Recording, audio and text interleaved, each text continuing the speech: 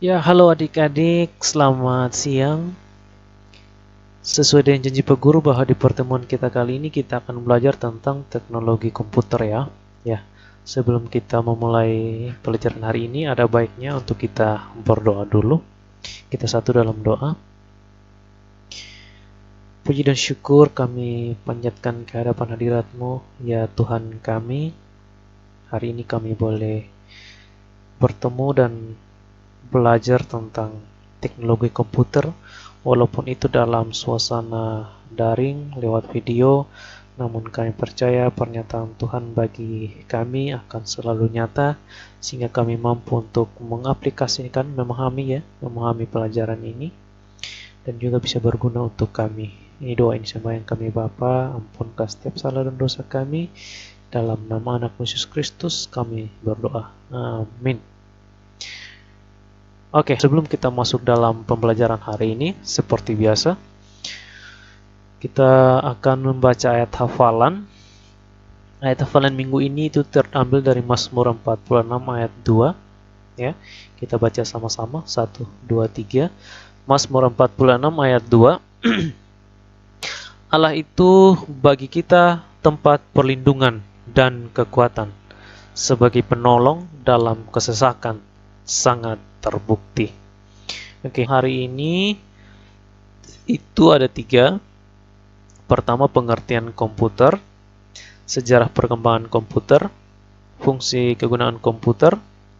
Ya. Oke, kita masuk dalam poin pertama. Ya, kita belajar tentang perkembangan komputer dulu. Proses perkembangan dari komputer ini tidak serta-merta canggih seperti yang kita lihat sekarang ini ya. Kalau komputer sekarang kan memang telah jauh berbeda dari komputer-komputer terdahulu. Nah, mulai dari segi bentuk, kinerja, hingga komponen yang dipakai. Nah, perbedaan-perbedaan seperti apa? Nah, kita akan lihat sebentar ya. Ya, sebab komputer terdahulu memiliki ukuran yang bisa menghabiskan satu ruangan, ya, satu perangkat, satu ruangan, atau satu bagian komputer, satu ruangan. Jadi untuk satu komputer pada zaman dahulu bisa menggunakan beberapa ruangan. Ya, berikut ini kita akan rangkum sejarah perkembangan komputer dari generasi ke generasi. Kita masuk dalam generasi pertama, itu berkisar antara tahun 1900-an sampai 946 sampai 1959. Komputer generasi pertama ini diciptakan oleh J. Presper, Eckert, dan John Mauchly di University of Pennsylvania. Ya, mereka untuk membuat sebuah komputer pada zaman ini, pada generasi pertama itu membutuhkan dana yang sangat besar, itu mencapai $1 juta. Okay. Walaupun untuk membuat satu komputer yang membutuhkan dana yang sangat besar, namun kemampuan komputer ini sangat-sangat terbatas ya. Sehingga untuk dapat memecahkan masalah itu membutuhkan waktu yang sangat lama ya. Jadi bisa dibilang belum maksimal kinerjanya. Ya, kita lihat ciri-ciri komputer generasi pertama. Kalau kita lihat gambar di samping ini, kita bisa membayangkan bahwa ini sebenarnya satu komponen saja yang dibutuhkan satu ruangan yang sangat besar. Kalau kita lihat gambar di samping ini bahwa dia ini sangat tinggi. Lihat gambar kedua, sangat-sangat tinggi ya. Dia bisa lebih besar daripada orang yang di samping ini. Ciri-cirinya yang pertama itu memiliki kapasitas simpangan yang kecil. Walaupun ciri-cirinya sangat besar, tapi kapasitas penyimpanan itu kecil. Terus yang kedua, kinerjanya lambat, memiliki hardware ukuran yang jauh lebih besar, serta memerlukan ruangan yang luas. Hardware saja memerlukan 500 meter persegi. Jadi bayangkan kalau satu komputer itu memerlukan beberapa ruangan. Lalu membutuhkan daya listrik yang sangat besar. Lalu kita lihat generasi kedua, komputer generasi kedua itu sekitar tahun 1959 sampai 1965 menggunakan sistem transistor. Ya. Nah, kita lihat di gambar ini bahwa komputer itu sudah mulai diperbaiki lagi diperkecil lagi, dirancang lebih mini lagi. Ya, ciri-cirinya itu yang pertama ukuran fisik jauh lebih kecil ya dibandingkan komputer di generasi pertama. Kalau generasi pertama membutuhkan beberapa ruangan, kalau generasi kedua ini cukup satu ruangan saja. Kinerjanya lebih cepat, daya listrik lebih kecil, dan juga menggunakan simpanan eksternal. Sudah punya eksternal seperti magnetic tape dan magnetic disk.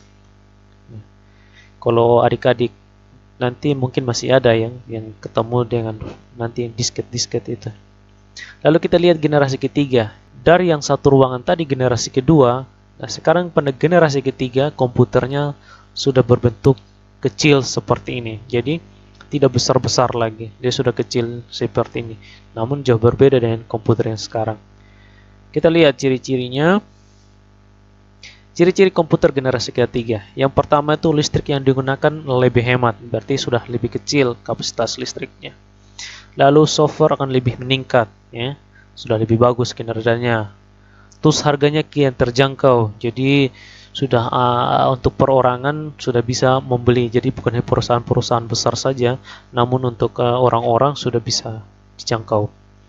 Lalu yang berikutnya, memori memiliki kapasitas yang lebih besar.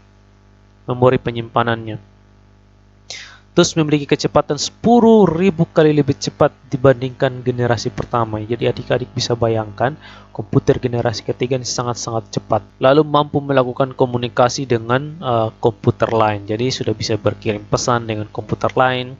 Nah, kita lihat generasi keempat. Pada generasi keempat ini dari tahun 1971 sampai sekarang komputer-komputer ini masih ada, ya, masih ada komputer-komputer seperti ini sudah ada. CPU, ya, kita lihat ciri-cirinya. Komputer generasi keempat harganya sangat terjangkau, jadi bukan hanya kalangan-kalangan perusahaan, kalangan-kalangan orang kaya, mengenai ekonomi di bawah pun juga itu sudah bisa membeli komputer. Terus penggunaannya gampang, ya, jadi mulai dari anak-anak, orang dewasa, remaja, itu sudah bisa untuk menggunakan komputer. Terus biaya produksinya kecil. Dari yang tadi yang pertama, di generasi pertama itu $1 juta. Nah, sekarang generasi keempat ini, untuk membuat satu komputer itu biayanya di bawah 10 juta. Ya, buat komputer. Bahkan ada yang di bawah 5 juta. Terus yang berikutnya lebih canggih, ya. Sudah sangat-sangat canggih, bisa bermain game, bisa apa istilahnya connect internet, bisa segala macam. Terus dipasarkan juga pada perorangan, ya, tidak hanya kalangan-kalangan tertentu. Ini sudah semakin dipasarkan kepada perorangan. Contohnya sekarang sudah ada laptop, sudah semakin efisien penggunaannya. Lalu yang berikutnya adalah generasi kelima. Generasi kelima ini menggunakan sistem artificial intelligence dari tahun sekarang dan masa depan. Jadi, adik-adik jangan kaget kalau suatu saat nanti pekerjaan-pekerjaan di kantoran, di perusahaan, dimanapun tidak ada lagi yang menggunakan orang. Semuanya sudah menggunakan robot. Jadi semua bisa digunakan oleh robot. Kita lihat ciri-cirinya. Yang pertama, pada generasi kelima ini sebenarnya masih tahap pembangunan, ya. Jadi komputer masa depan, ya, di mana generasi ini akan mempunyai teknologi yang dibutuhkan, ya, yang dibuat dengan berdasarkan kecerdasan buatan seperti robot. Pengembangan komputer generasi kelima ini juga bertujuan untuk dapat menghasilkan perangkat komputer yang dapat merespon. Jadi kalau kita omong, robot ini bisa berbicara dengan kita seperti kita lihat di televisi-televisi, ya. Baru-baru ada satu robot cewek yang viral itu yang bisa berbicara layaknya manusia. Dan saya pikir adik-adik sudah tahu itu. Lalu menggunakan bahasa yang digunakan manusia, ya. Tidak cukup sampai di situ, komputer generasi ini nanti diharapkan dapat mempelajari lingkungan di sekitar serta dapat menyesuaikan dirinya sendiri, ya, berperilaku layaknya manusia. Ya, terus yang kelima, yang berikutnya adalah komputer mempunyai banyak pengembangan, memiliki fitur yang terus berkembang setiap tahunnya. Semakin cepat dalam pemrosesan informasi, Komputer memiliki kemampuan untuk mendengar, melihat, berbicara, dan pastinya lebih canggih lagi ya adik-adik ya. Bahkan dapat memberikan kesimpulan layaknya manusia. Jadi adik-adik harus lebih banyak lagi belajar, lebih giat lagi belajar sehingga masa yang akan datang adik-adik bisa dipercayakan tidak kalah dari robot yang mengajari manusia. Ya, kita akan lihat fungsi dari komputer, terus juga manfaat komputer bagi kehidupan kita. Yang pertama, di era serba teknologi seperti saat ini, keberadaan komputer sangat penting ya. Komputer yang dianggap sebagai alat multifungsi ini sudah sangat banyak sekali dikenal oleh banyak orang. Baik dari kalangan anak kecil, remaja, bahkan di kalangan dewasa sekalipun ya. Nah, dengan multifungsi yang dimiliki oleh komputer, keberadaan komputer sering kita jumpai di supermarket. Di mana saja? Supermarket, di mall, di sekolah, di kantor, di mana? Di rumah pun pasti ada komputer. Seperti notebook, komputer meja, terus ada laptop. Ya, namun apakah adik-adik tahu ya, sebenarnya apa fungsi dari komputer itu? Apa fungsi komputer? Ya, secara umum, komputer merupakan sebuah istilah yang berasal dari bahasa Latin, ya, computare, yang artinya menghitung, ya. Sedangkan dalam bahasa Inggris bisa disebut to compute, yang pada awalnya komputer ditunjukkan kepada orang yang melakukan perhitungan. Tetapi setelah itu komputer mengacu ke alat hitung mekanis. Komputer didefinisikan sebagai sekumpulan alat elektronik yang saling terhubung dan bekerja sama serta terkoordinasi di bawah kontrol program yang memiliki kemampuan dapat menerima data. Jadi komputer ini dia sekumpulan perangkat yang saling terhubung untuk memproses data, mulai dari penginputan, proses, dan output. Lalu kita lihat di sini pengertian komputer menurut salah satu para ahli, Robert H. Blismer tahun 1985. Dia bilang begini bahwa komputer ialah suatu alat elektronik yang mampu melakukan beberapa tugas seperti menerima, memproses, menyimpan perintah-perintah, dan menyediakan output dalam bentuk informasi. Oke, kita lihat fungsi komputer. Yang pertama itu data input atau entry data. Kalau lebih sederhananya, data input atau entry data ini maksudnya adalah seperti adik-adik di handphone itu pada saat mengetik, ya, mengetik pesan, mengetik status apapun itu. Nah, itu adalah proses input atau entry data. Nah, fungsi komputer yang pertama ini adalah input data. Fungsi ini yaitu menerima data atau informasi dari sumber luar. Nah, data yang diterima melalui aktivitas di keyboard, mouse dari komputer lain ataupun peralatan lain. Yang kedua itu proses atau olah. Fungsi komputer yang paling utama itu adalah melakukan pemrosesan. Ya, apa yang diproses itu adalah data tadi yang kita ketik. Ya, diproses oleh komputer, yaitu berupa informasi. Terus nanti akan menghasilkan output. Ya, setelah di entry, diproses, lalu nanti ada hasilnya yaitu output. Output itu berisi apa? Berisi informasi seperti teks, ya. Teks itu misalnya contohnya sebagaimana? Seperti setelah kita ketik nanti kita bisa baca, ya. Nah, itu adalah informasi output. Terus berupa gambar, ya, berupa audio, berupa video, berupa grafik dan lain sebagainya. Jadi pengolahan data dan informasi adalah fungsi langsung dari komputer. Kalau bahasa gaulnya adalah otak dari komputer itu adalah disebut Unit Processing Central atau CPU. Yang berikutnya itu data storage. Fungsi data storage ini adalah sebagai tempat untuk menyimpan informasi.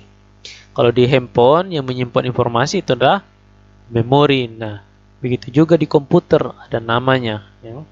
Penyimpanan yang dilakukannya berbeda-beda tergantung bagaimana informasi akan digunakan. Kalau di komputer namanya itu drive hard disk HDD atau drive solid state disk atau SSD namanya. Nanti kita akan bahas adik-adik ya.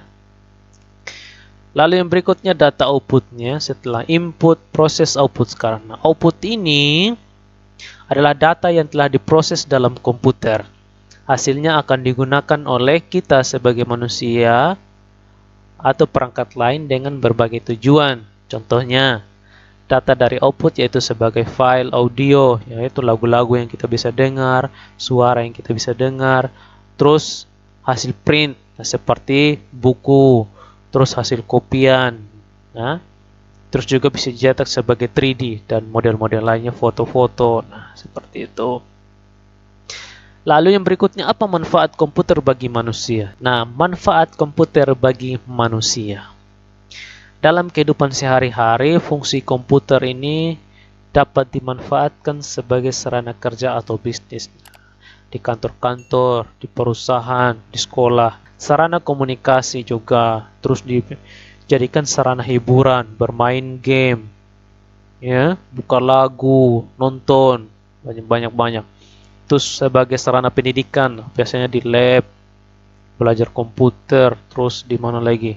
Terus yang berikutnya sarana informasi, untuk mencari informasi. Secara sarana usaha, sarana kontrol, ya, biasanya di Indomaret, kalau Adi biasa lihat ada CCTV, nah itu untuk fungsi dari salah satu komputer bagi manusia. Nah, dari fungsi komputer di atas dapat diketahui bahwa komputer memiliki manfaat yang penting sekali untuk membantu kita dalam bekerja, dalam beraktivitas lainnya. Ya. Nah, manfaat-manfaat tersebut dapat disimpulkan antara lain. Nah, yang pertama itu memudahkan pekerjaan kita. Ya. Dalam pekerjaan kita yang tentunya perlu menggunakan komputer, akan sangat terbantu sekali dengan adanya komputer. Contohnya adik-adik sekarang biasa ada cari informasi, kerja tugas, terus bisa video call dengan ibu-ibu dan ibu guru, ya. Nah, itu salah satu memudahkan kita untuk membuat dokumen, kerja tugas atau menghitung apapun, ya. Lalu yang berikutnya adalah kontrol. Nah, itu biasa digunakan oleh pabrik, perhotelan, kantor-kantor, terus Indomaret dan lain sebagainya.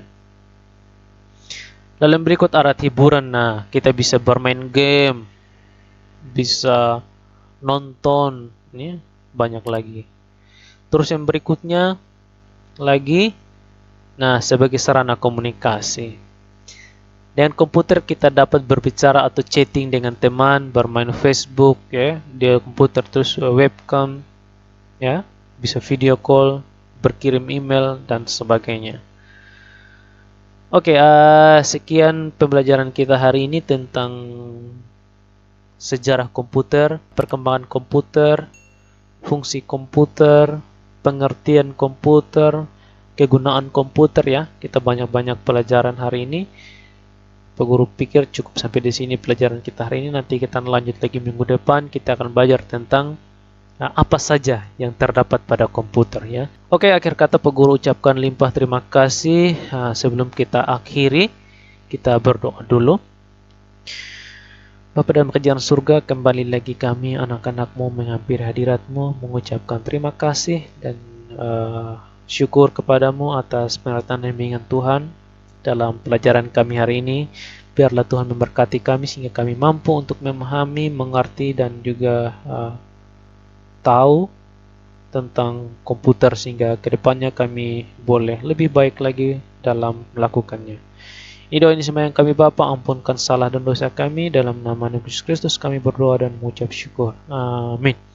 Oke, akhir kata Pak Guru ucapkan limpah terima kasih dan minggu depan Pak Guru akan kirimkan tugasnya, ya.